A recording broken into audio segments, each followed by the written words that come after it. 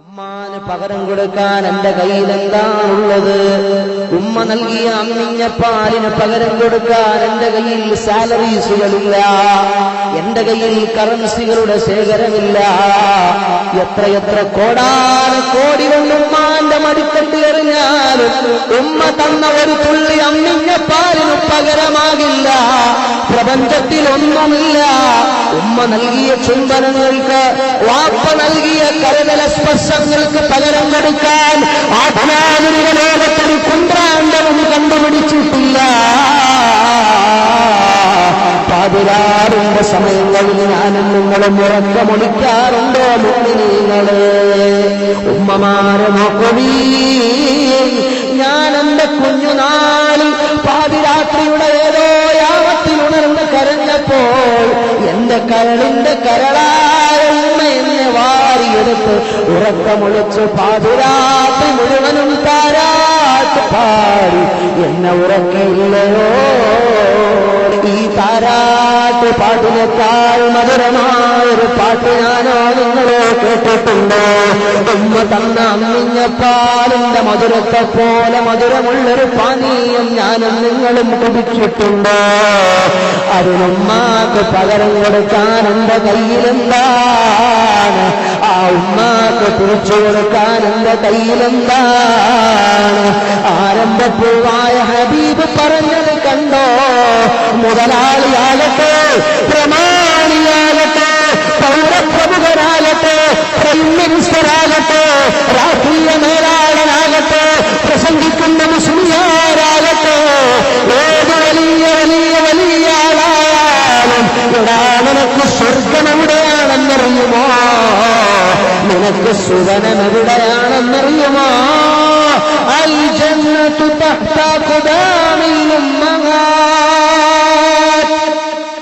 ഉമ്മാന്റെ കാൽപാദത്തിന് ചുവട്ടിലാണ്, വാപ്പാന്റെ കാൽപാദത്തിന് ചുവട്ടിലാണ് എനിക്ക് സ്വർഗമുള്ളത്. ആ ഉമ്മാന്റെ തൃപ്തി വാങ്ങിയാണ് ഞാൻ സ്വർഗത്തിൽ പോകേണ്ടത്. ആ വാപ്പാന്റെ തൃപ്തി സമ്പാദിച്ചാണ് ഞാൻ സ്വർഗത്തിലെത്തേണ്ടത്. അല്ലെങ്കിൽ എനിക്ക് സ്വർഗം അന്യമാണ്, അല്ലെങ്കിൽ എനിക്ക് നരകമാണ്.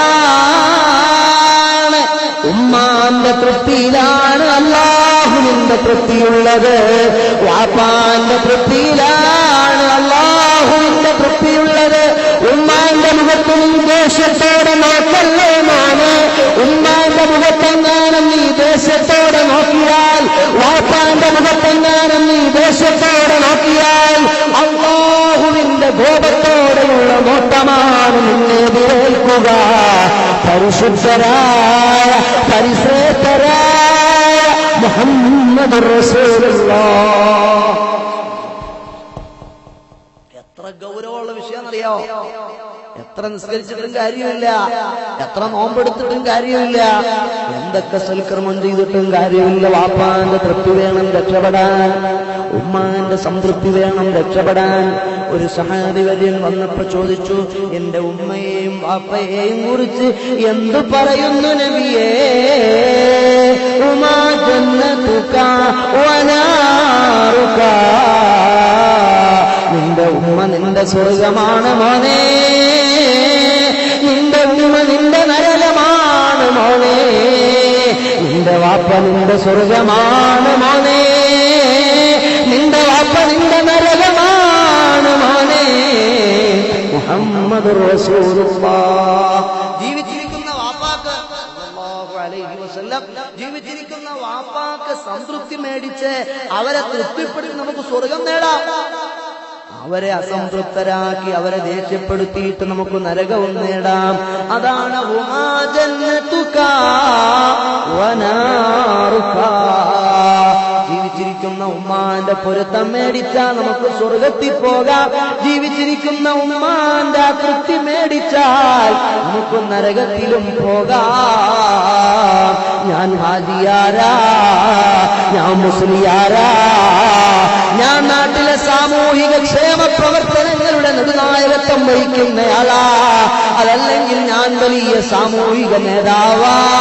അള്ളാന്റെ കോടതിയിൽ എന്നെയും നിങ്ങളെയും അള്ളാഹ് സ്വീകരിക്കണമെങ്കിൽ ഉമ്മാന്റെ തൃപ്തി അത് മസ്റ്റാണ്, വാപ്പാന്റെ സംതൃപ്തി അത് നിർബന്ധമാണ്. ഇത് ഇസ്ലാമാണ്. എത്ര വളരെ സുന്ദരമാണ് നോക്ക്. അല്ലാഹു അക്ബർ. ഞാൻ നിസ്കരിച്ചോണ്ടിരിക്കുക, തറാവീഹ് നിസ്കരിച്ചോണ്ടിരിക്കുക. അപ്പൊ എന്റെ ഉമ്മ വിളിക്കുക, ഹാമിദ് യാസീൻ എന്നുമ്മ വിളിച്ചാൽ ഉമ്മാക്കുത്തരം ചെയ്യണമെന്നാണ് വിശുദ്ധ ഇസ്ലാം. എന്റെ നിസ്കാരം ബാത്തിലാകും. എന്നാൽ ഫർദ് നിസ്കാരത്തിലാണെങ്കിൽ എന്റെ റസൂലുള്ള എന്നെ വിളിച്ചാലോ എന്റെ നിസ്കാരം ബാത്തിലാകൂല. മറിച്ച് ഞാൻ മുത്തുനബിക്ക് ഉത്തരം ചെയ്യുക തന്നെ വേണം. അത് അമ്പിയാക്കളുടെ പദവിയാ. മുഅ്മിനീങ്ങളെ നോക്ക്, ഫർദായ നിസ്കാരത്തിൽ ഉമ്മ വിളിച്ചാലോ വാപ്പ വിളിച്ചാലോ ഉത്തരം ചെയ്യണ്ട.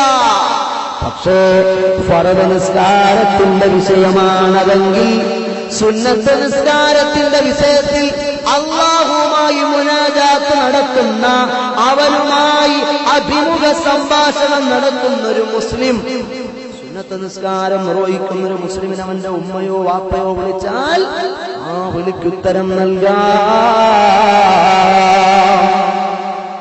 അമ്പിയാക്കളെ വിളിച്ചാൽ ഏത് നിസ്കാരത്തിലാണെങ്കിലും ഉത്തരം നൽകണം.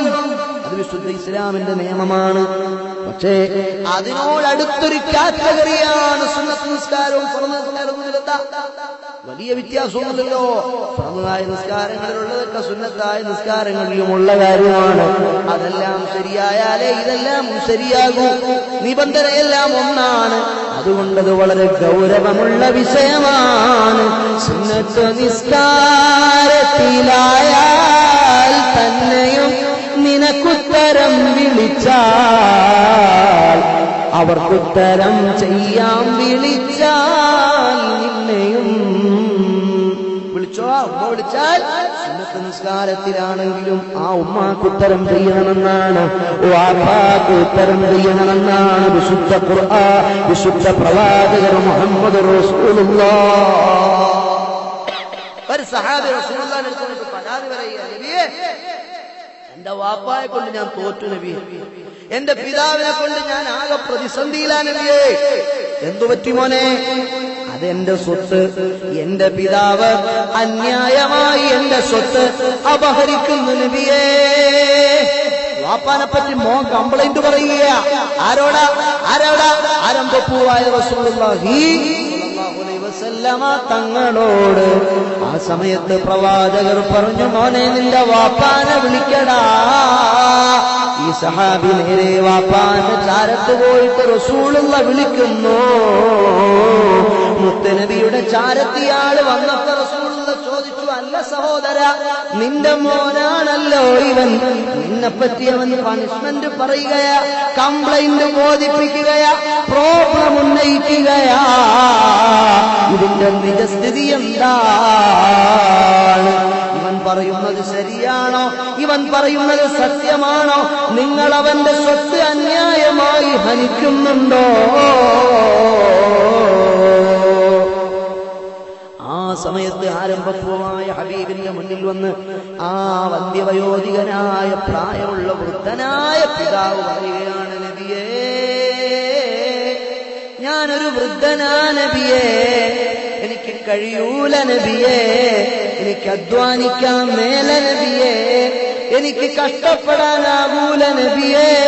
ഇവൻ എന്റെ മൂത്ത മകനാ നബിയേ, ഇവന്റെ താഴെ ചെറിയ കുഞ്ഞുമക്കൾ എനിക്ക് ഇനിയുമുണ്ട് നബിയേ, അവരെ പോറ്റാൻ വേണ്ടി ഇനിയും അധ്വാനിക്കാൻ എനിക്ക് കഴിയൂല നബിയേ. ആ സമയത്ത് അവൻ വലിയ മുതലാളിയായ അവന്റെ ഭക്ഷണത്തിൽ നിന്നും ഞാൻ എന്റെ മക്കൾക്ക് ഭക്ഷണം എടുത്തു കൊടുക്കും. അവന്റെ കാരക്കയിൽ നിന്നും ഞാൻ കുറച്ച് കാരക്ക എടുത്ത് എന്റെ മക്കൾക്ക്, ചെറിയ മക്കൾക്ക് കൊടുക്കും. ഇവന്റെ അനുജന്മാരാണ് അവർ, ഇവരുടെ സഹോദരനാണിവൻ. ഞാനത് ചെയ്യുന്നത് തെറ്റാണോ നബിയേ? എനിക്കിനി കഷ്ടപ്പെടാൻ മേല, എനിക്കിനി അധ്വാനിക്കാൻ വയ്യ. റസൂലുള്ളാഹി തങ്ങൾ സല്ലല്ലാഹു അലൈഹി വസല്ലം തങ്ങളുടെ മുന്നിൽ നിന്ന് ഈ വൃദ്ധനായ മനുഷ്യൻ ഇത്തരം തിരിച്ചൊരു മറുപടി പറയുമ്പോൾ ഹബീബായ മുത്തുനബി ചോദിച്ചു, അല്ല സഹോദരാ, നിന്റെ പിതാവ് പറയുന്നത് ശരിയാണോ? ഇയാള് നന്നേ പ്രായമുള്ള മനുഷ്യനാണല്ലോ, ഇയാള് നന്നേ വൃദ്ധനായ മനുഷ്യനാണല്ലോ.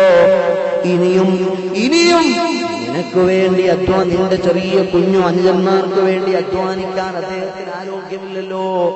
മോനെ, പിന്നെന്താടാ നിന്റെ വാക്ക് ചെയ്യുന്നത്? എങ്ങനാടാ അന്യായമാകുന്നത് എന്നങ്ങോട്ട് റസൂലുള്ളാഹി ചോദിച്ചപ്പോൾ, കാരണം വാപ്പ സമ്പാദിക്കാൻ വേണ്ടിയല്ലല്ലോ, മുതലാളിയായ മകന്റെ ഭക്ഷണത്തിൽ നിന്നും കുറച്ച് ഫുഡെടുത്ത് തന്റെ കുഞ്ഞുമക്കൾക്ക് ഈ പിതാവ് കൊടുക്കുന്നത്, തന്റെ സ്വന്തം മകന്റെ ആഹാരമെടുത്ത് കൊടുക്കുന്നത് എങ്ങനെയാണ് തെറ്റാകുന്നത്?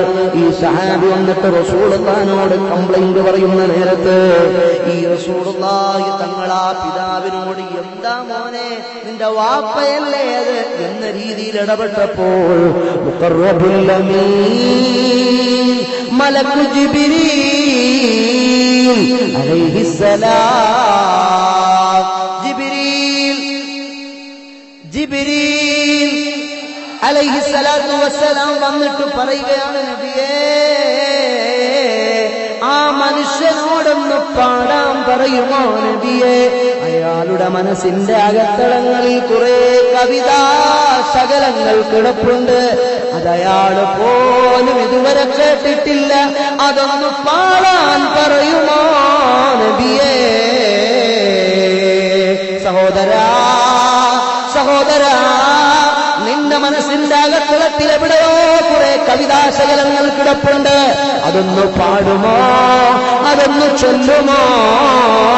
റസൂലുള്ളാഹി സ്വല്ലല്ലാഹു അലൈഹി വസല്ലം തങ്ങൾ ഈ ആവശ്യം അയാളോട് ഉന്നയിച്ചപ്പോൾ വൃദ്ധനായ പ്രായമുള്ള മനുഷ്യൻ പാടാൻ തുടങ്ങി, ഒദൗതുക മൗലൂദൻ വമന്തുക യാഫിയാ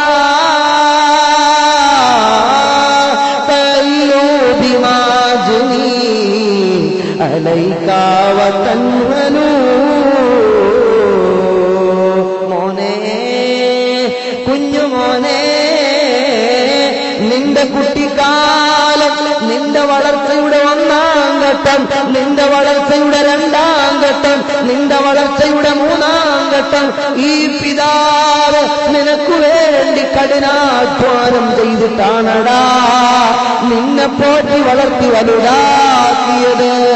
നിന്നെ ഇത്രയും വലുതാക്കിയത് ഈ പിതാവ് കഷ്ടപ്പെട്ടിട്ടാടാ. ഇദാ ലൈലത്തുൻ ലാഖത്ക ബിസഖമിൻ ഹബീബ് ലിസഖമിക ഇല്ലാ സാമി റനാതമൽ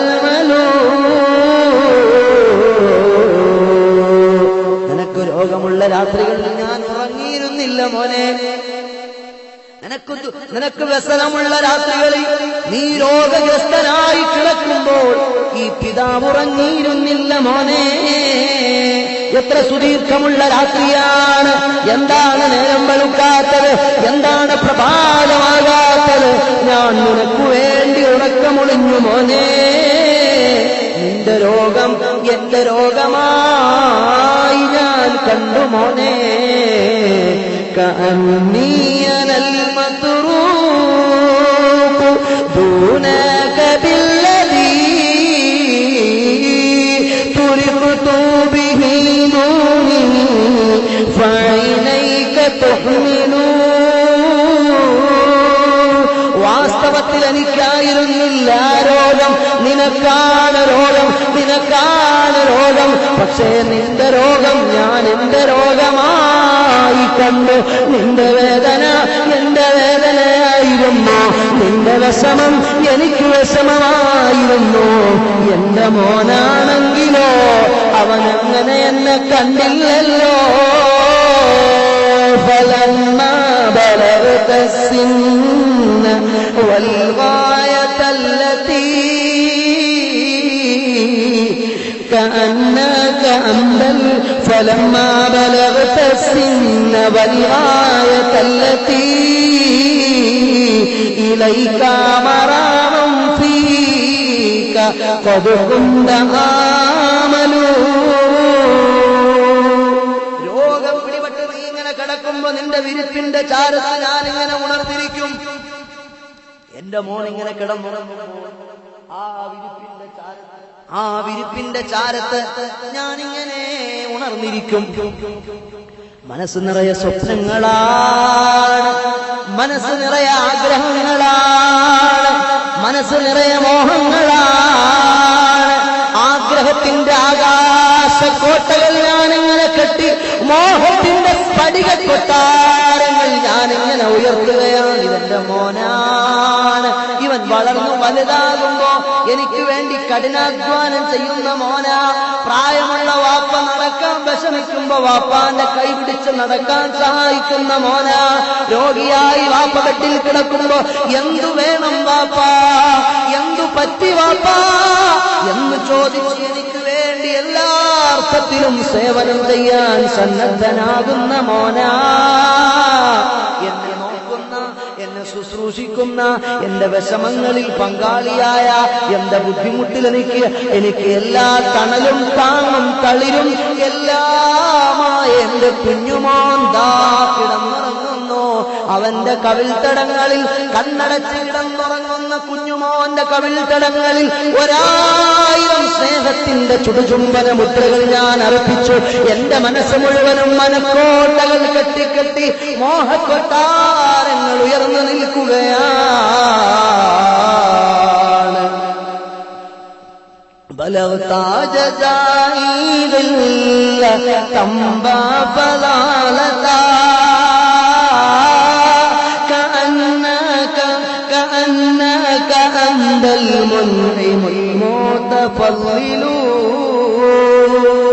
നീ ഇപ്പൊ പദവി കിട്ടിയപ്പോൾ, നീ വലിയ ആളായപ്പോൾ, നീ മുതലാളിയായപ്പോൾ, നീ ബിസിനസ്സുകാരനായപ്പോൾ, നിന്റെ കൈകാലുകൾ ഉറച്ചപ്പോൾ, നീ സമൂഹത്തിൽ നിലയും വിലയുമുള്ളവനായപ്പോൾ, നീ എന്നോട് എന്തോ അനുഗ്രഹം ചെയ്തവനെ പോലെ സംസാരിക്കുന്നുവല്ലോടാ മോനെ. എനിക്കെന്തോ ഉപകാരം ചെയ്തവനെ പോലെയാണല്ലോ നിന്റെ വർത്തമാനം കേട്ടാൽ. فليتك إذ لم ترى حق النبوة فليتك ما جار المجاوير يفعلون. ഒരു വാപ്പ എന്ന നിലപാടിലെന്നെ എന്റെ മോൻ കാണണ്ട, ഒരു പിതാവെന്ന നിലയ്ക്ക് എന്റെ മോനെന്നെ നോക്കണ്ട, ഒരയൽക്കാരന്റെ പരിഗണന എനിക്ക് തരുമോ? ഒരയൽക്കാരനായ, ഒരയൽവാസിയായ മനുഷ്യനോട് എങ്ങനെയാണോ നീ പെരുമാറുന്നത്? സ്റ്റാൻഡേർഡ് ഫുള്ളായിട്ടല്ലേ പെരുമാറുക അയൽവാസിയോട്? മാന്യതയോടെയല്ലേ പെരുമാറുക അയൽവാസിയോട്? ആ അയൽവാസിയോട് കാണിക്കുന്ന മാന്യതയെങ്കിലും നീ എന്നോട് കാണിക്കടാ. കണ്ണീർ ചാലുകൾ ഇങ്ങനെ ഒഴുകി ഒഴുകി താടിരോമങ്ങളിലൂടെ ഒലിച്ചിറങ്ങുമ്പോൾ ആരംഭപ്പൂവായ ഹബീബിന്റെ മുഖം ചുവന്നു കൊടുക്കുകയാണ്. റസൂലുള്ളാഹിന്റെ മുന്നിൽ നിന്ന് മനുഷ്യരിങ്ങനെ പൊട്ടി കരഞ്ഞുകൊണ്ട് അവരെന്ന് അർത്ഥനാദം ഉറക്കിക്കൊണ്ട് കവിതയെന്ന് പാടുന്നു. ആ മകന്റെ കോണയിൽ പിടിച്ച് കുലുക്കിയെന്ന് തള്ളിയിട്ട് റസൂലെന്ന് പറഞ്ഞപ്പോൾ അന്തമാലിക്കലിയതീക്ക, നീയും നിന്റെ സ്വത്തുമക്കമെന്ന് വാപ്പാണ്ടതാണ്. അല്ലാഹുവിന്റെ റസൂല് മാനവരോടൊക്കെ പഠിപ്പിച്ചതുകൊണ്ട് ആ പിതാക്കളോട് അപമര്യാദയായി പെരുമാറുന്ന ആദരാധനിക സമൂഹത്തോട് ഉന്നതനായ പരുഷമായി പെരുമാറുന്ന ആദരാധനിക സമൂഹത്തോട് മദീനാവിലെ രാജകുമാരൻ, പ്രപഞ്ചത്തിന്റെ നേതാവ് അഷ്റഫുൽ വറാ റസൂലുള്ളാഹി സ്വല്ലല്ലാഹു അലൈഹി വസല്ലമ തങ്ങളുടെ വളരെ കാർക്കശ്യമുള്ള ആക്ഷൻ കണ്ടോ മുഅ്മിനീങ്ങളെ? വളരെ കാർക്കശ്യമുള്ള ആക്ഷനാണ് ഹബീബ് എടുത്തത്. ആ മനുഷ്യന്റെ തോളിൽ കോളറിൽ പിടിച്ചിട്ട് വാപ്പാന്റെ മേത്തേക്ക് തള്ളിയിട്ട് പറഞ്ഞു, പോടാ, നീയും നിന്റെ സ്വത്തുമൊക്കെ നിന്റെ വാപ്പാന്റെ ലാടാ എന്തൊരു വലിയ നിലപാടാണ് ഹബീബിന്റെ നിലപാട്. മുഅ്മിനീങ്ങളെ, നമ്മൾ വിശുദ്ധമായ ഖുർആൻ എടുത്ത് തുറന്നു നോക്കലെന്താണ്? ഇബാദത്താണ്. വിശുദ്ധ ഖുർആൻ റമദാൻ വരികയാണല്ലോ. റമദാൻ എന്ന് പറഞ്ഞാൽ ഖുർആനിന്റെ മാസമാണ്. ശഹ്റു റമദാനല്ലദീ ഉൻസില ഫീഹിൽ ഖുർആൻ. ഖുർആൻ ഇറങ്ങിയ മാസമാണ് റമദാൻ. റമദാനിൽ ഖുർആൻ ഓതാൻ അറിയാത്ത ആളുകൾ ഖുർആൻ എടുത്തിട്ട് വെറുതെ ഇങ്ങനെ ഖുർആനിലേക്ക് നോക്കിയിരുന്നാൽ അത് ഇബാദത്താണ്. കഅബാലയം, വിശുദ്ധമായ കഅബാലയത്തെ ഇങ്ങനെ വെറുതെ നോക്കിയിരുന്നാൽ അത് ഇബാദത്താണ്. സ്വാലിഹീങ്ങളായ നല്ല മനുഷ്യന്മാരുടെ മുഖത്തിങ്ങനെ നോക്കൽ ഇബാദത്താണ്. വലിയ ആലിമീങ്ങളായ സ്വാലിഹീങ്ങളായ തങ്ങന്മാരായ സാദാത്തുക്കളായ ആളുകളുടെ മുഖത്ത് ആദരവോടെ സ്നേഹത്തോടെ നോക്കൽ ഇബാദത്താണ്. അതുപോലെ ഉമ്മാന്റെ മുഖത്ത് വാപ്പാന്റെ മുഖത്ത് സ്നേഹമസൃണമായി നോക്കൽ ഇബാദത്താണ്. ഒരു നിവേദനത്തിൽ കാണാം, ഒരു സഹാബി വന്നിരുന്നപ്പോൾ റസൂലുള്ള പറയുകയാണ്, മോനെ, നീ നിന്റെ ഉമ്മാന്റെ മുഖത്തൊരു തവണ സ്നേഹത്തോടെ നോക്കിയാൽ നിനക്കൊരു ഹജ്ജ് ചെയ്ത പ്രതിഫലമുണ്ടടാ. ആ സമയത്ത് ഈ സ്വഹാബി ചോദിക്കുകയാണ്, നബിയേ, ഞാൻ എന്റെ ഉമ്മാന്റെ മുഖത്ത്, ഞാൻ എന്റെ വാപ്പാന്റെ മുഖത്ത് സ്നേഹമസ്തനമായ 100 തവണ എന്ന് നോക്കിയാലോ? ആ സമയത്ത് കാരുണ്യത്തിന്റെ കരകാണാ കടലായ കരുണയുടെയും കനിവിന്റെയും സൂര്യോദയമായ മുഹമ്മദ് മുസ്തഫ സല്ലല്ലാഹു അലൈഹി വസല്ലം തങ്ങൾ പഠിപ്പിക്കുന്നു, നിനക്ക് 100 ഹജ്ജ് ചെയ്ത പ്രതിഫലം കിട്ടുമെടാ. മുഅ്മിനീങ്ങളെ, എത്ര ഗൗരവമുള്ള വിഷയമാ! എത്ര വലിയ ഗൗരവത്തോടെ നമ്മൾ നോക്കിക്കാണേണ്ട വിഷയമാ. ഒരു മാതാവ്, ഒരു എഴുത്തുകാരി പറഞ്ഞത് കാണാം, 3 വയസ്സുവരെ ഒരു കുഞ്ഞുമോനെ പോറ്റുന്നൊരു ഉമ്മ ഒരു ഉരുള കാഷ്ടവും 1/2 ഗ്ലാസെങ്കിലും മൂത്രവും കുടിച്ചിട്ടുണ്ടാകും. നമ്മളെ ഉമ്മമാര് ചെറിയ മക്കളെ കോളേൽ ഇങ്ങനെ വെച്ചേച്ച് ഈ ഇടത്തെ കൈയിന്റെ മേലില് പാത്രം ഇങ്ങനെ വെച്ചിട്ട് അതിൽ നിന്ന് ഫുഡ് എടുത്തിട്ട് ഇങ്ങനെ മെല്ലെ മെല്ലെ കഴിക്കുക, അല്ലേ? സാധാരണ നമ്മുടെ വീടുകളിലൊക്കെ അങ്ങനെയാണ്. ഇങ്ങനെ ഉമ്മ കഴിച്ചോണ്ടിരിക്കുമ്പോഴാണ് ഈ കുഞ്ഞു മോനെ അല്ലെങ്കിൽ മോൾക്ക് പമ്പിങ്ങോ അതല്ലെങ്കിൽ സുനാമിയോ പോലത്തെ സംഭവങ്ങൾ ഉണ്ടാകുക. ആ സമയത്ത് സ്വാഭാവികമായിട്ടും ചിലപ്പോൾ പമ്പ് ചെയ്യുമ്പോൾ ഷൂ എന്ന് പറഞ്ഞ് ഇതിനകത്ത് വീഴാൻ സാധ്യതയുണ്ട്. അതല്ലെങ്കിൽ സുനാമി ഉണ്ടായാൽ തെറിക്കാൻ സാധ്യതയുണ്ട്. അങ്ങനെ തെറിച്ചാലും ഈ മാതാവ് പണ്ടാരം പിടിച്ച വൃത്തിയിട്ട ചെറുക്കൻ എന്റെ കയ്യിൽ നിന്ന് എടുത്ത് ഒറ്റ എറിയെറിഞ്ഞെങ്കിൽ ഞാൻ നിങ്ങളൊന്നും ഇങ്ങനെ ഇരിക്കൂലായിരുന്നു. അന്നേ നമ്മൾ ഔട്ടായി കഴിയുമ്പോഴായി മയ്യത്തായി പോകുമായിരുന്നു. പക്ഷേ നമ്മുടെ ഉമ്മ കനിവിന്റെയും അലിവിന്റെയും ദയയുടെയും പര്യായമാണ് ഉമ്മ. ആ ഉമ്മാന്റെ കയ്യലായ കാഷ്ടം, ആ ഉമ്മാന്റെ പാത്രത്തിൽ തെറിച്ചു വീണ കാഷ്ടവും മൂത്രവുമുള്ള പാത്രം മാറ്റി വെച്ചേച്ച് നമ്മളെ പോയി കഴുകി ശുദ്ധിയാക്കി പുതിയ ഉടുപ്പിട്ട് പുതിയ വസ്ത്രം ധരിപ്പിച്ച് വീണ്ടും ആ കോളത്തെടുത്തു വെച്ച് ആ പഴയ ഫുഡെടുത്ത് ബാക്കി തിന്നുകയാ. എന്റെ മുഅ്മിനീങ്ങളെ, ഇന്ന് ഞാനും നിങ്ങളുമൊക്കെ ഈ പള്ളിയിൽ ഉടനാട് പള്ളിയുടെ ചാരത്തൊരുമിച്ചുകൂടിയ എന്റെ സാധുക്കളായ മുഅ്മിനീങ്ങളോട് ഈ പാവപ്പെട്ട വിനീതനായ മുത്തഹല്ലീദ് പറഞ്ഞു തന്നിട്ടുണ്ടല്ലോ. ആലോചിച്ചു നോക്കുക. ഒരെഴുത്തുകാരൻ പറഞ്ഞത് എനിക്ക് ഓർമ്മ വരികയാണ്. അതാ ഒരു മകൻ വളരെ കഷ്ടപ്പെട്ട് വളർത്തി വലുതാക്കിയ മോനാണ് ഈ മോൻ. കല്യാണം കഴിച്ചു കൊടുത്തപ്പോ ഉമ്മാനെ പിന്നെ വേണ്ട, അങ്ങനെയായി. ഒരു വീടുകളിൽ തന്നെ 2 അടുപ്പായി. ഉമ്മ വേറെ സെപ്പറേറ്റാ പാചകം ചെയ്യുന്നത്, മോനും സെപ്പറേറ്റാ പാചകം ചെയ്യുന്നത്. 2 പേരും 2 പാചകമായി. അങ്ങനെ ഭാര്യ വേറെ പാചകം, ഉമ്മ വേറെ പാചകം. അങ്ങനെ വീട്ടിൽ 2 അടുപ്പുകളായി. അങ്ങനെ കഴിഞ്ഞു പോകുമ്പോൾ ഉണ്ട് ഈ ഭാര്യയ്ക്കൊരു രോഗം പിടിപെടുകയാണ്. രോഗം പിടിപെട്ടപ്പോൾ ഡോക്ടർ പറഞ്ഞു, എടാ പൊന്നാര പൊന്നമോനെ, നിന്റെ ഭാര്യ ജീവിക്കണമെങ്കിലുണ്ടല്ലോ പുതിയൊരു ഹൃദയം വേണം, ഒരു ഹൃദയം വേണം. എവിടെന്നേലും ഒന്ന് സംഘടിപ്പിച്ചോണ്ട് വരാവോ? അവൻ നാടായ നാടൊക്കെ ഹൃദയം തരുമോ? സമ്പത്ത് തരാ ആളുകളെ ഹൃദയം തരുമോ? പണം തരാ. ഗ്രാമങ്ങളായ ഗ്രാമങ്ങളിലൂടെ, പട്ടണങ്ങളായ പട്ടണങ്ങളിലൂടെ രാജ്യം മുഴുവനും ചുറ്റിക്കറങ്ങിയൊരു ഭ്രാന്തനെ പോലെ അലഞ്ഞു നടന്നു. അവസാനം അവൻ തളർന്നു വീട്ടിലെത്തി. ഉമ്മ ചോദിച്ചു, എന്താ മോനെ നീ ആകാതെ മാറിപ്പോയല്ലോടാ, ആളാകെ എന്ന് മാറിപ്പോയല്ലോടാ. ഉമ്മ വിഷയം ഇതുപോലെ ഡോക്ടർ പറഞ്ഞ് അവൾക്കൊരു പുതിയ ഹൃദയം കൊണ്ട് കൊടുത്ത് ഫിറ്റ് ചെയ്തിട്ടില്ലെങ്കിൽ അവൾ അടിച്ചു പോകും, എനിക്ക് എന്റെ പ്രിയതമ നഷ്ടപ്പെട്ടു പോകും, ഞാൻ പിന്നെ ജീവിച്ചിരുന്നിട്ട് കാര്യമില്ലല്ലോ. എന്ത് ചിന്തിച്ചിട്ടും ഞാൻ എത്ര അന്വേഷിച്ചിട്ടും ഒരു ഹൃദയം കിട്ടുന്നില്ല. എനിക്കിപ്പോൾ ഒരു ഉപായം കാണുന്നു. ഉമ്മ, നിങ്ങളിപ്പോ 10-60 വയസ്സ് പ്രായമായ ആളാ. ഇനി ഏറിയ 2, 3, 5 കൊല്ലം വരെ നിങ്ങൾ ജീവിക്കാൻ സാധ്യതയുണ്ട്. എന്റെ പ്രിയതമയാണെങ്കിൽ 19 വയസ്സുള്ള മധുര 17-19 കാരിയ. ആ പെങ്ങളും ആ സഹോദരിയും ആ പ്രിയപ്പെട്ട പത്നിയുമായിട്ട് എനിക്ക് അടിച്ചു പൊളിച്ചു കുറെ കാലം ജീവിക്കാൻ ഇനിയും സമയമുണ്ട്. നിങ്ങളാണെങ്കിൽ എന്നോ നാളെയോ മറ്റന്നാളോ അടിച്ചു പോകും.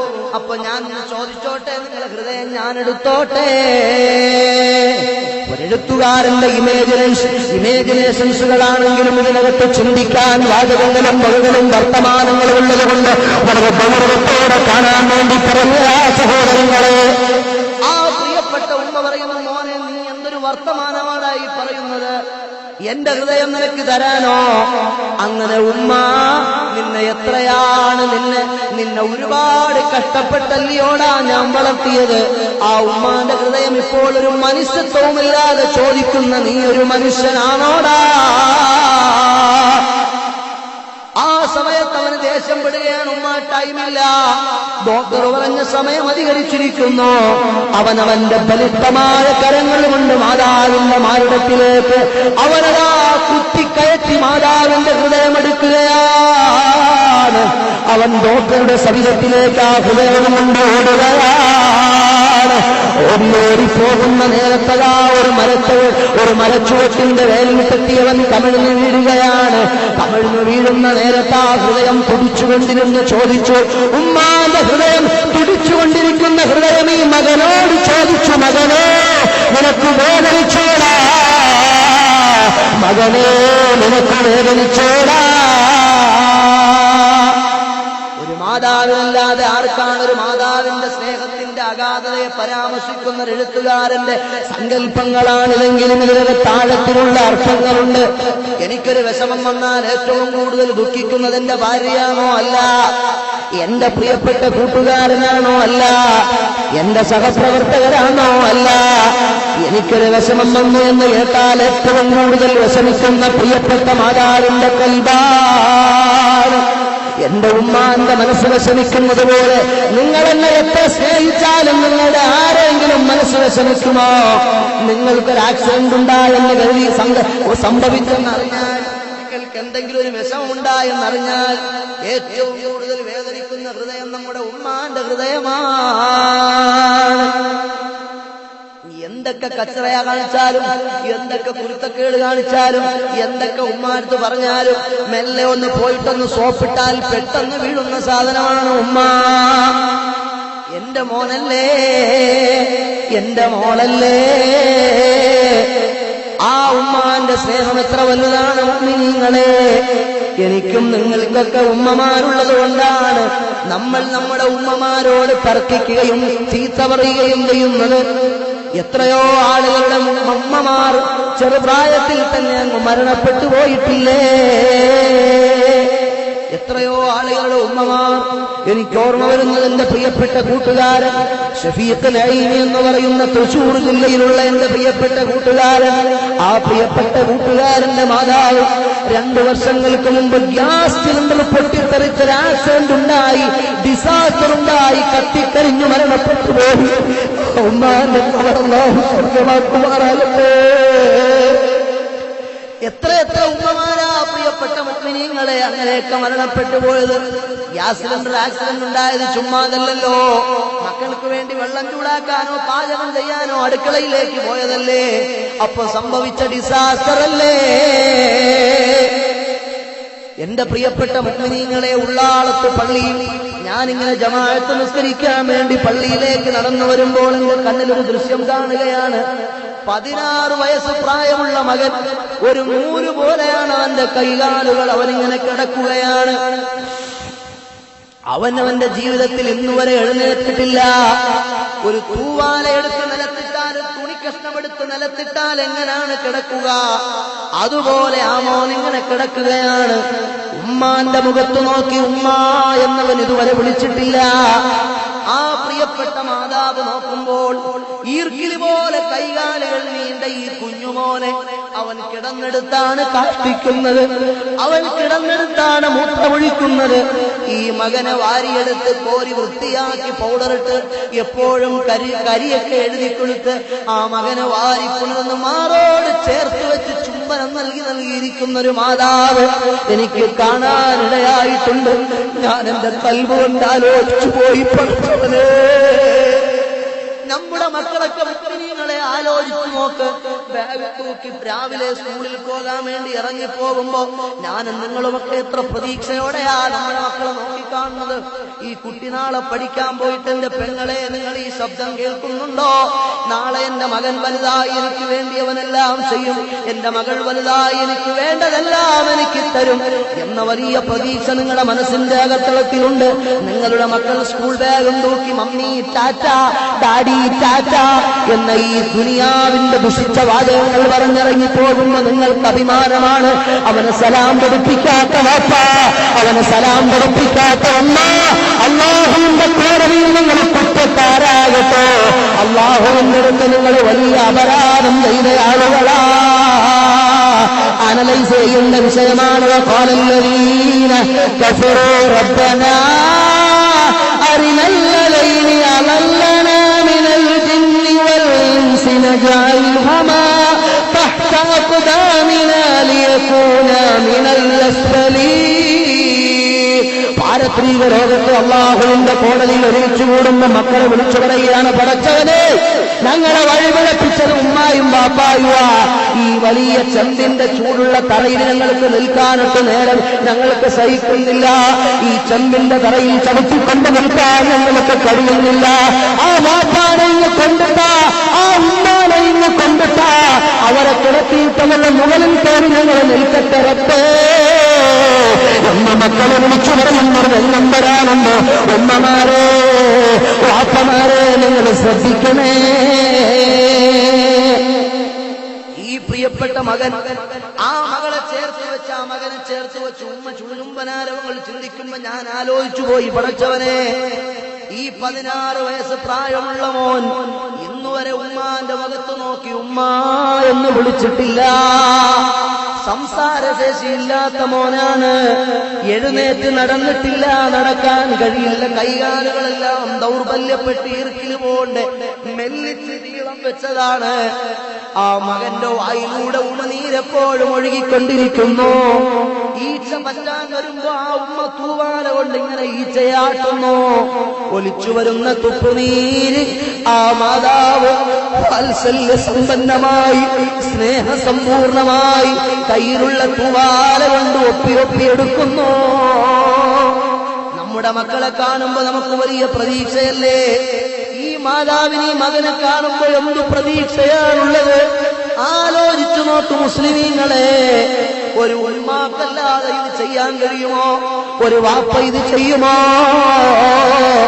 ഒരു ഉമ്മാക്കല്ലാതെ കൈകാലുകൾക്ക് ശേഷി നഷ്ടപ്പെട്ടു പോയ, സംസാരത്തിന്റെ ശേഷി നഷ്ടപ്പെട്ടു പോയ, ഉമ്മാന്റെ മുഖത്ത് നോക്കി ഉമ്മ എന്ന് വിളിക്കാത്ത, പുഞ്ചിരിക്കാത്ത ഒരു ചടം പോലത്തെ ഈ മനുഷ്യക്കോലത്തെ പോറ്റുകയും അതിന് ഭക്ഷണം കൊടുക്കുകയും അതിന് സ്നേഹത്തോടെ മാറോ ചേർത്ത് പിടിച്ച് ചുംബിക്കുകയും ചെയ്യുന്ന ഈ ഉമ്മ, ആ ഉമ്മാക്കല്ലാതെ ലോകത്താർക്കാണ് ഈ സ്നേഹം ഈ കുഞ്ഞുമോനെ കൊടുക്കാൻ കഴിയില്ല.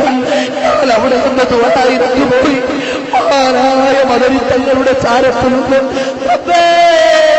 ഈ കുട്ടി ആ ഉമ്മാക്ക് മുമ്പേ മരണപ്പെട്ടു പോയില്ലെങ്കിൽ ഈ പൊന്നുമോനെ ലോകത്ത് ഏത് മനുഷ്യനാണ് സംരക്ഷിക്കുക? ലോകത്താരാണ് പൊന്നുമോനെ ലാളിക്കുക? ലോകത്താരാണ് ആ കുഞ്ഞുമോനെ വാത്സല്യം കൊടുക്കുക? എന്റെയും നിങ്ങളുടെയും മക്കൾ ആരോഗ്യമുള്ള മക്കളാണ്.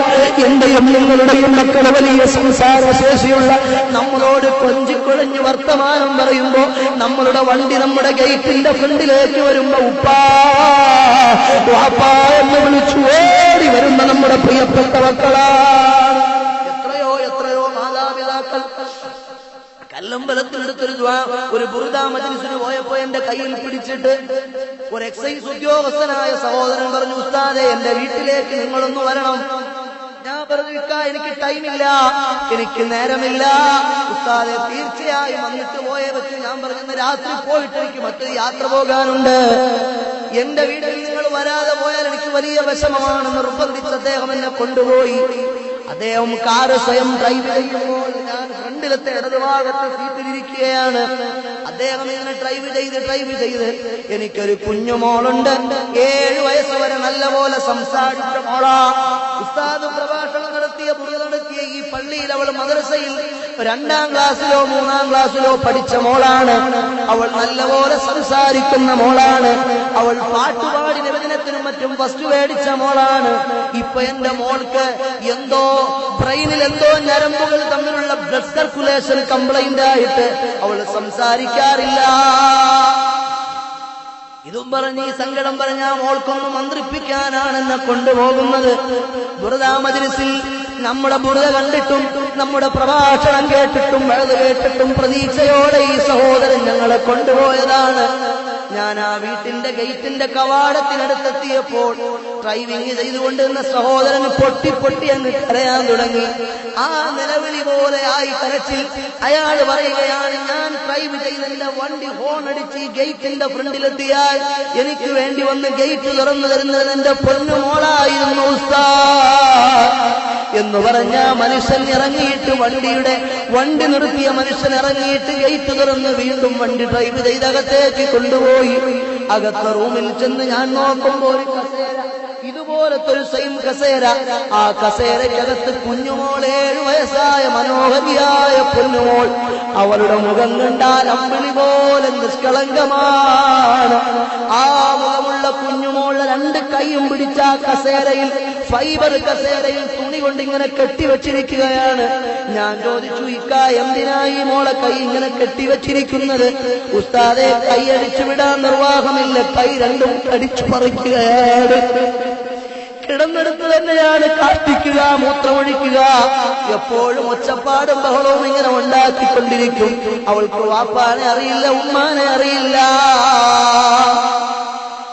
എത്രയോ ലക്ഷക്കണക്കിന് രൂപ ഞങ്ങൾ ട്രീറ്റ്മെന്റിന് വേണ്ടി ചെലവാക്കിയിട്ടുണ്ട്. എത്രയോ ലക്ഷക്കണക്കിന് രൂപ ട്രീറ്റ്മെന്റിന് വേണ്ടി ചെലവാക്കിയിട്ടുണ്ട്. പക്ഷേ ഒരു ഫലവും കണ്ടിട്ടില്ല. ആ മാതാവ് എന്തൊരു വിഷമമാണ്, ആ പിതാവിന് എന്തൊരു സ്നേഹമാണ് ആ കുഞ്ഞുമോളോട്.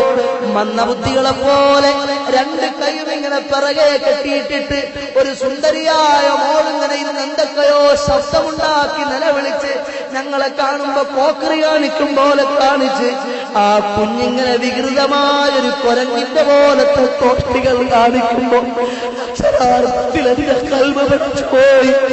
ഞാൻ ആലോചിച്ചു പോയി, റബ്ബേ, മന്ദബുദ്ധികളായ മക്കളെ കൊടുത്ത് നീ മുഅ്മിനീങ്ങളെ പരീക്ഷിക്കുന്നത് വലിയ പരീക്ഷണമാണ്. എത്രയോ മന്ദബുദ്ധികളായ മക്കളില്ലേ?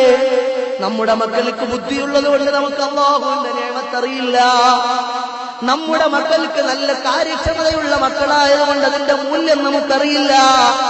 എന്നാൽ ഈ സഹോദരൻ മോളെ കെട്ടിപ്പിടിച്ച് കരയുകയാണ്. ഞാൻ അവളുടെ തലയിൽ ഇങ്ങനെ കൈവച്ചപ്പോൾ, മന്ത്രിക്കാൻ വേണ്ടി കൈവച്ചപ്പോൾ അവൾ എന്തൊക്കെയാണ് എന്നോട് കാണിക്കുന്നത്? 7 വയസ്സ് പിന്നിട്ട പൊന്നുമോളാണ്. മദ്രസയിൽ നബിദിനത്തിന് പാട്ടുപാടി ഫസ്റ്റ് മേടിച്ച പഠിക്കാൻ മിടുക്കിയായ പൊന്നുമോൾ. പ്രിയപ്പെട്ട മുഅ്മിനീങ്ങളെ, എല്ലാം അല്ലാഹുവിന്റെ പരീക്ഷണമാണ്. ആ പരീക്ഷണത്തിൽ നമ്മളെല്ലാം വിജയിക്കണം. അതുകൊണ്ട് എന്റെ മജ്‌ലിസിൽ വന്ന പ്രിയപ്പെട്ട ഉപ്പമാരോടും എന്റെ ഉമ്മമാരോടും ഞാൻ ആവർത്തനം പറയുന്നു, നമ്മുടെ ഉമ്മമാർ, നമ്മുടെ വാപ്പമാർ, ഈ മന്ദബുദ്ധിയായ മകളിൽ എന്തൊരു പ്രതീക്ഷയാണ് ആ പിതാവിന്, ഈ മന്ദബുദ്ധിയായ മകളിൽ എന്തൊരു പ്രതീക്ഷയാണ് ആ മാതാവിന്. എത്ര സശ്രദ്ധമാണ് അവർ അതിനെ നോക്കുന്നത്. ഒരു ഉമ്മാക്കല്ലാതെ അങ്ങനെ നോക്കാൻ കഴിയുമോ? ഒരു വാപ്പാക്കല്ലാതെ അങ്ങനെ ട്രീറ്റ്മെന്റിന് വേണ്ടി ലക്ഷങ്ങൾ ചെലവഴിക്കാൻ കഴിയുമോ? ഇത്രയേറെ സ്നേഹം നമ്മുടെ മക്കൾക്ക് വേണ്ടി മാതാപിതാക്കൾ സമ്മാനിച്ചാലും അവർ വളർന്നു വലുതാകുമ്പോ ഉമ്മാനെക്കാളും അവർക്ക് താല്പര്യം അവന്റെ ഭാര്യയും അവന്റെ മക്കളുമാണ്. അവന്റെ വാപ്പാനെക്കാളും അവന് ഇൻട്രസ്റ്റ് അവന്റെ ഭാര്യയും അവന്റെ മക്കളുമാണ്. ഒരു വേള ഇവൻ ചിന്തിക്കട്ടെ, ഞാനും ഇതുപോലെ എന്റെ കുഞ്ഞുമോനായിരുന്നു ഉമ്മാക്ക്, ഞാനും ഇതുപോലെ എന്റെ വാപ്പാക്ക് പൊന്നുമോനായിരുന്നു. എനിക്കൊരുപാട് ത്യാഗം സഹിച്ചാണ് എന്റെ പൊന്നുവാപ്പ എന്നെ വളർത്തിയത്. ഞാനിപ്പോ എന്റെ മകന് കൊടുക്കുന്ന സ്നേഹമുണ്ടല്ലോ, അതുപോലെ സ്നേഹം തന്നിട്ടാണ് എന്റെ വാപ്പയും ഉമ്മയും എന്നെ വളർത്തിയതെന്ന് ഓരോ മാതാപിതാക്കളും മക്കളെ സംരക്ഷിക്കുന്ന എന്റെ ശബ്ദം കേൾക്കുന്ന രക്ഷകർത്താക്കളെന്ന് ചിന്തിക്കുമോ? ഖുർആൻ പറയുന്നത് കണ്ടോ,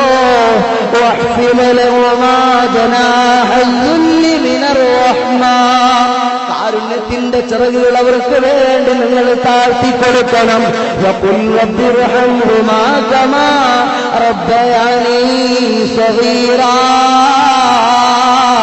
പടച്ചവനെ, കുഞ്ഞുനാളിൽ എന്റെ ഉമ്മ എന്നെ സംരക്ഷിച്ചതുപോലെ, എന്റെ വാപ്പ എന്നെ നോക്കിയതുപോലെ ഇന്നിതാ അവർ പ്രായാധിക്യം വന്നിരിക്കുന്നു.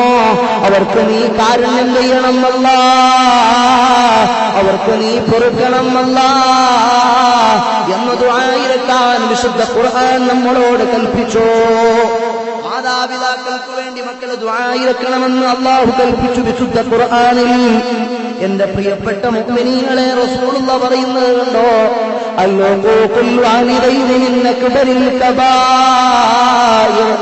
മാതാപിതാക്കളെ ദ്രോഹിക്കാൻ പാടില്ല, അത് വൻപാപങ്ങളിൽ പെട്ടതാണ്.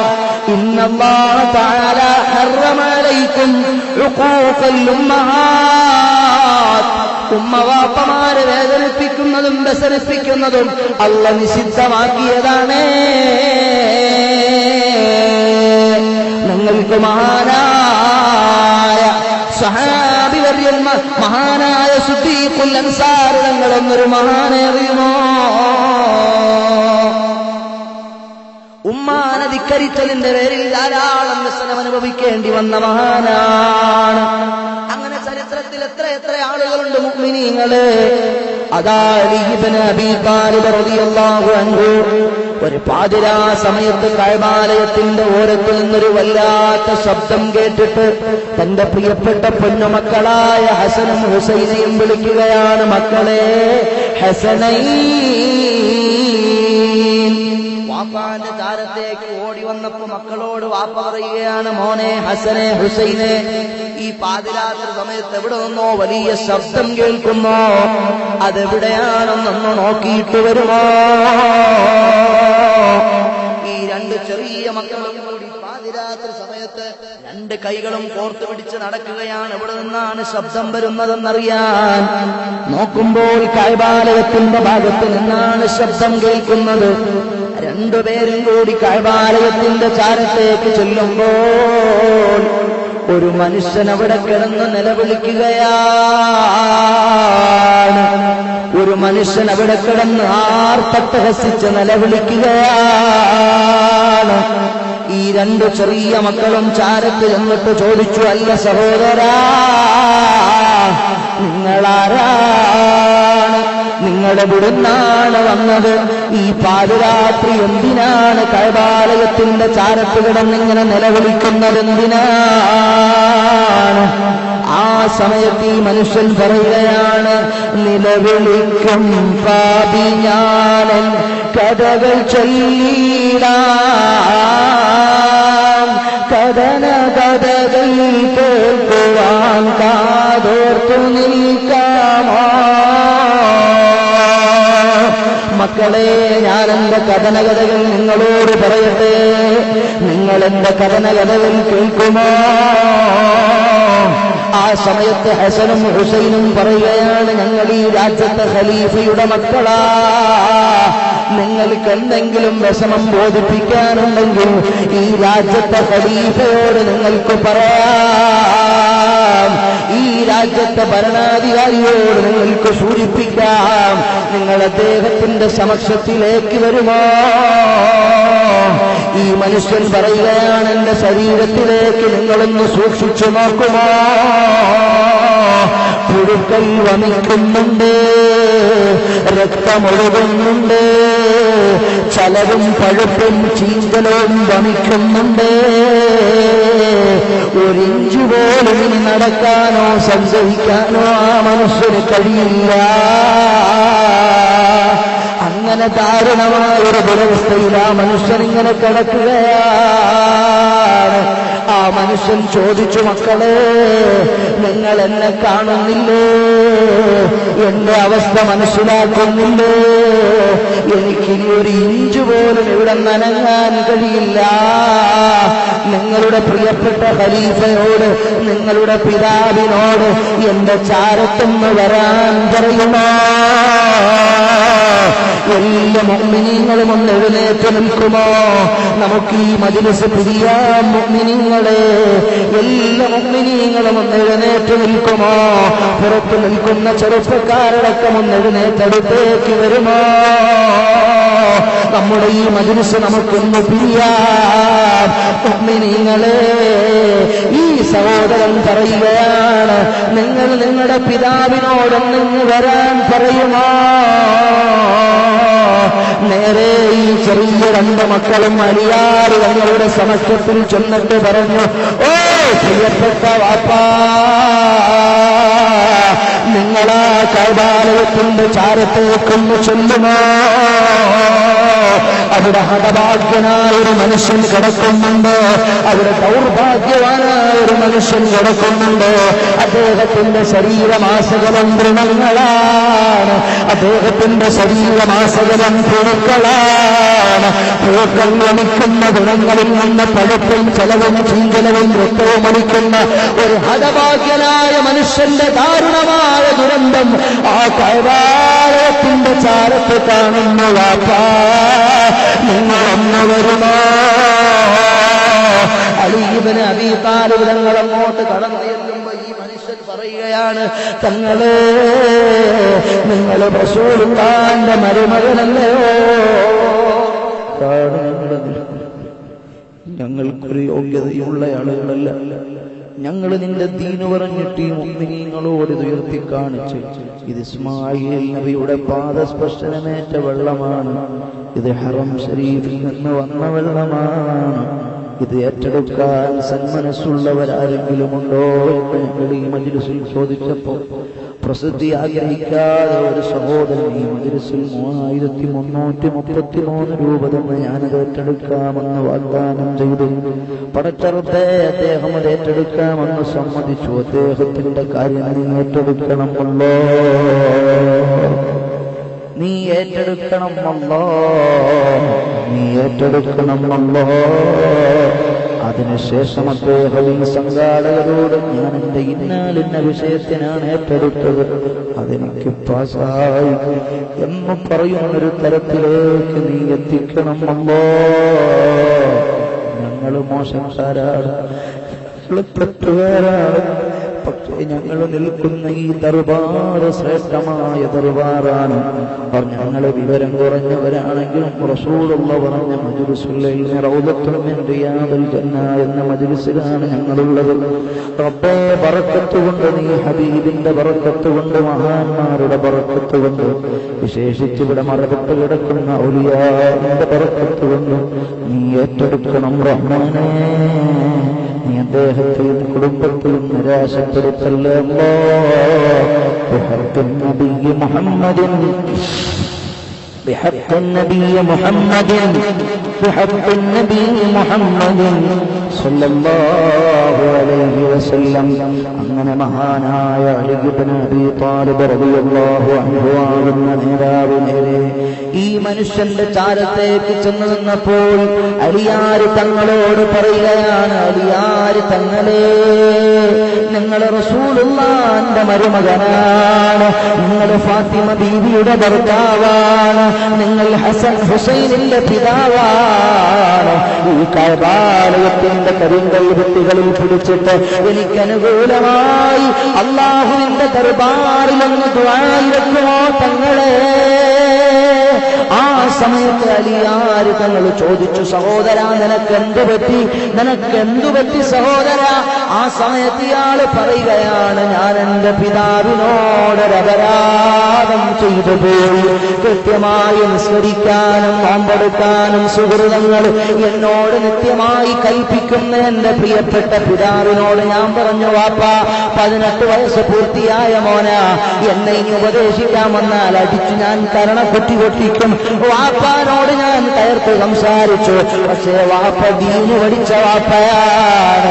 എന്നെ കാണുമ്പോഴൊക്കെ വാപ്പ പറഞ്ഞു, മോനെ നിസ്കരിക്കണേടാ, മോനെ നോമ്പെടുക്കണേടാ, മോനെ സുഹൃതങ്ങൾ ചെയ്യണേടാ. യാ അയ്യുഹല്ലദീന ആമനൂ ഖൂ അൻഫുസകും വഅഹ്ലീകും നാറാ വഖൂദുഹാ അന്നാസു വൽ ഹിജാറാ. ഖുർആനിൽ അങ്ങനെ ഒരു ആയത്തുണ്ട്, ഹാജിയാരെ നിങ്ങൾ മാത്രം ഹജ്ജ് ചെയ്തെന്ന് സ്വർഗത്തിൽ പോവാന്ന് വിചാരിക്കണ്ട, മുസ്ലിയാരെ നിങ്ങൾ മാത്രം പ്രസംഗിച്ചെന്ന് സ്വർഗത്തിൽ പോവാന്ന് വിചാരിക്കണ്ട, പള്ളിക്കമ്മത്തിക്കാരെ നിങ്ങൾ മാത്രം സേവനങ്ങൾ ചെയ്തെന്ന് സ്വർഗത്തിൽ പോവാന്ന് വിചാരിക്കണ്ട.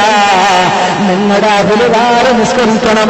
നിങ്ങളുടെ ഇമാമിന്റെ പിന്നിൽ നിന്ന് ജമാഅത്തായി നിസ്കരിക്കുമ്പോൾ നിങ്ങളുടെ ഭാര്യയും മക്കളുമൊക്കെ വീട്ടിന്റെ അകത്തളത്തിൽ അന്താരാഷ്ട്രങ്ങളിൽ കയ്യും കയറ്റി വെച്ച് കിടന്നുറങ്ങുകയാണെങ്കിൽ അത് പാടില്ല. നിങ്ങളുടെ നിസ്കാരത്തലം അല്ലാഹു വേണ്ട, നിങ്ങളുടെ ഹജ്ജ് അല്ലാഹു വേണ്ട, നിങ്ങളുടെ ഒന്നും അല്ലാഹു വേണ്ട. ഇത് ഖുർആനാണ്. ഇത് പഠിച്ച പിതാവ് വീണ്ടും മകനെ ഉപദേശിച്ചു. ഒരു ദിവസം ആ മകനായ വാപ്പാന്റെ മുഖത്തേക്ക് തന്റെ ബലിഷ്ഠമായ കരങ്ങൾ കൊണ്ടാടിക്കുകയാണ്. നിലത്ത് വീണ വാപ്പാന്റെ നെഞ്ചത്ത് കാലെടുത്ത് വെച്ചിട്ട് വാപ്പാന്റെ മുഖത്തേക്ക് കാർക്കിച്ചെന്ന് തുപ്പുകയാണ്. മനസ്സ് വേദനിച്ചു പോയ പിതാവ് പറഞ്ഞു, എടാ നിനക്കെതിരെ ഞാൻ പടച്ച റബ്ബിന്റെ കഅബാലയത്തിൽ പോയി ദുആ ഇറക്കുമെടാ. ഈ മകനതാ കളിക്കളത്തിൽ പോയിട്ട് മടങ്ങിവരുന്ന സമയത്ത് അവൻ അനങ്ങാൻ കഴിയുന്നില്ല. ആലോചിച്ചു പോയി, പടച്ചവനെ ഇന്ന് രാവിലെ വാപ്പാനോട് ഞാൻ വേണ്ടാത്തരം പ്രവർത്തിച്ചു പോയിട്ടുണ്ട്, എനിക്കെതിരെ വാപ്പ ദ്വാരക്കാൻ കഅബാലയം ലക്ഷ്യമാക്കി യാത്രയായിട്ടുണ്ട്. അവൻ അങ്ങനെ ചിന്തിച്ചതാ വീടിന്റെ ഉമ്മറപ്പടിയിലങ്ങ് കടന്നുപോയി. പിന്നെ അവൻ എഴുന്നേൽക്കാനാകുന്നില്ല. ആസകലം വേദനയാകുന്നു.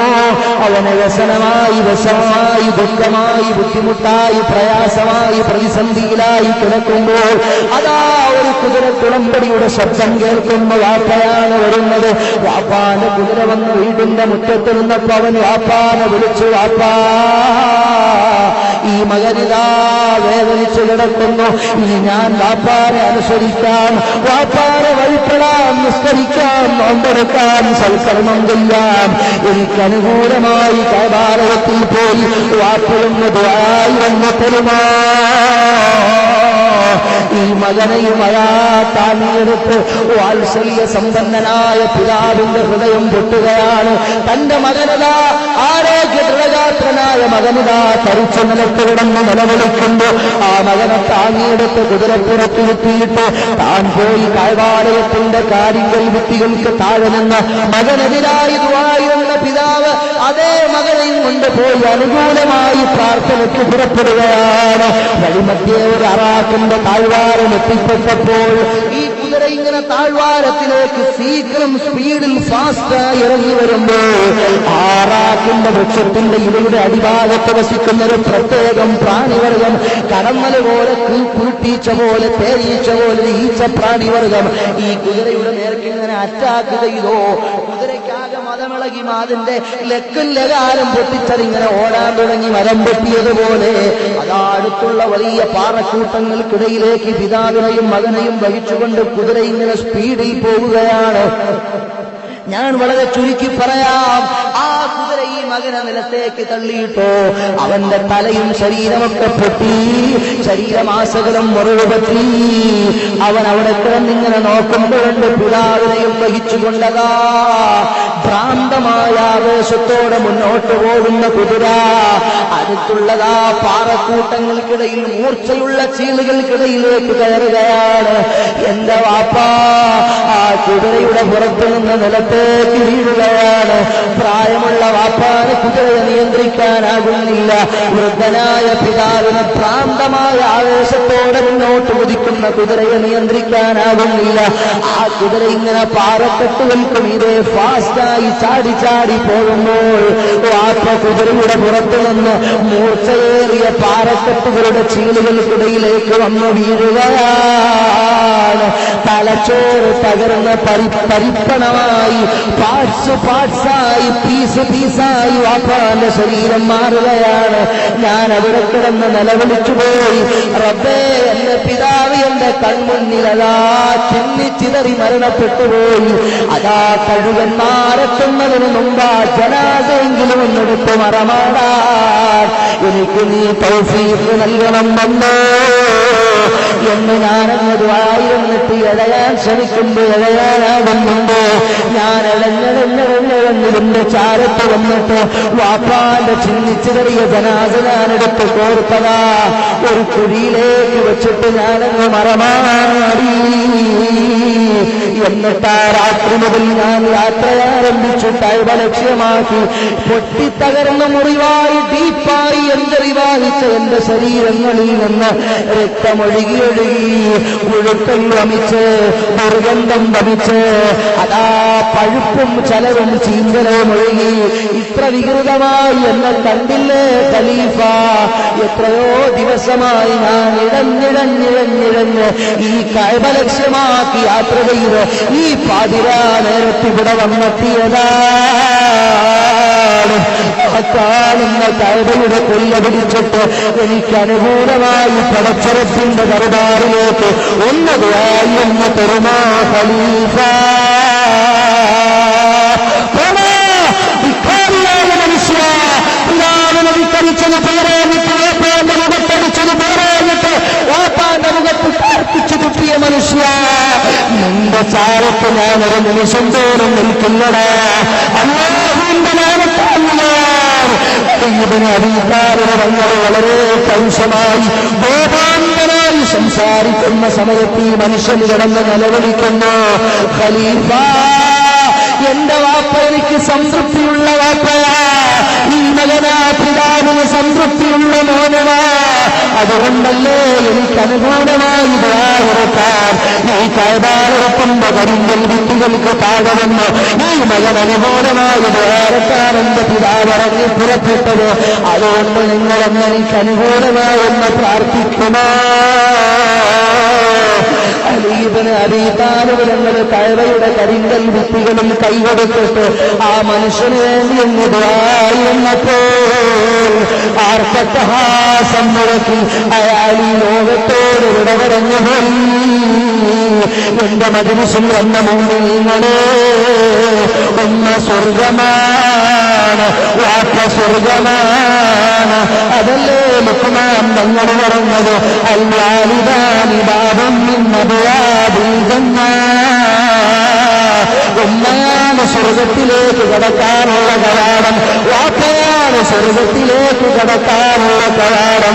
അതുകൊണ്ട് ഉമ്മ വാപ്പമാരെ ആദരിക്കണേ, ഉമ്മ വാപ്പമാരെ സ്നേഹിക്കണേ, ഉമ്മ വാപ്പമാർക്ക് നൽകേണ്ട നന്മകളെല്ലാം നിങ്ങളുടെ വകവെച്ച് നൽകണേ.